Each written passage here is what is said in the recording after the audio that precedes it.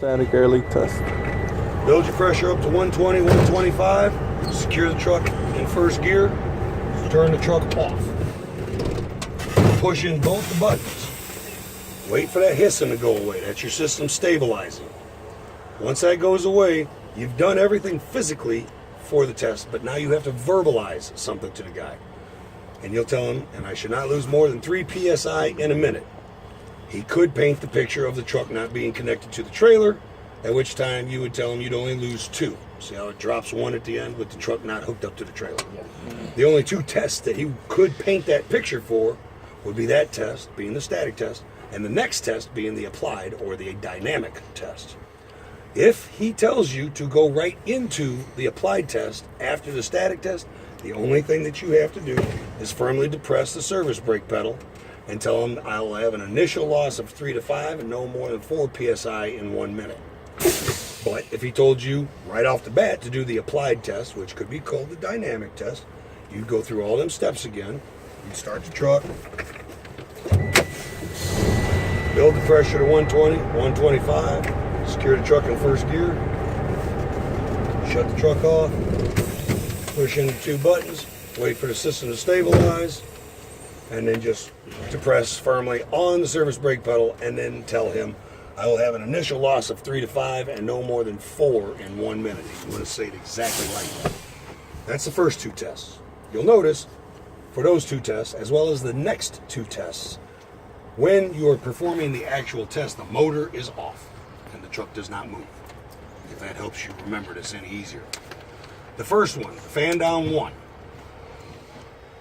The single biggest thing on any of this, through all 3 of these tests, the single biggest thing that has failed more people than anything is one move that you've got to make during this fan down 1. You got to put stars next to it, underline it, highlight it, rip it out, eat it, whatever you got to do to remember to do it.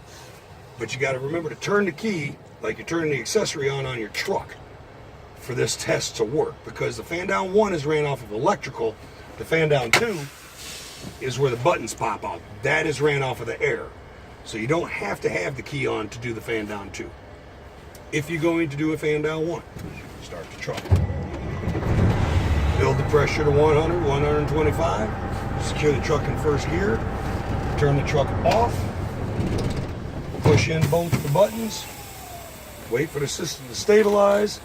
And now is when you've got to do that almighty important move of turning the key on. You're not turning the motor on, but you got to turn the key to get the juice from the battery to the instrument cluster, so that when you fan this thing down to 60 PSI, the light and the buzzer come on. You got to have electrical for the light and the buzzer to come on. That's your fan down 1. Chances are high he will tell you to go right into the fan down 2 from the fan down 1. You can leave the key on, no harm, no foul. But if you do, you're going to be listening to that buzzer through the fan down 2. So I say if you got to re-energize for fan down 1, de-energize for fan down 2, and continue to pump down. And between 45 and 20, your trailer emergency brake is going to pop first, followed by your tractor parking brake, and they pop in that order to help prevent a jackknife. See how that's just a real quick millisecond. But the trailer pops first, followed by the tractor to help prevent a jackknife. Now there's a very good possibility he will wait until the end of the brake test to have you do the fan downs, because we just drained every single bit of air out of them tanks. Oh, yeah. So now we're going through what is called air recovery, which is a definition that you need to know. If he asks you what the definition of air recovery is, you will tell him that the system will gain 70 to 80 PSI in 3 to 3.5 minutes at an idle speed of 650 to 750 RPMs. That's one of those 3 definitions I told you gotta learn. That one's pretty easy to learn. How the brakes work is the hardest one, and I got a video I can make you for that one to help you memorize that one a little bit better too.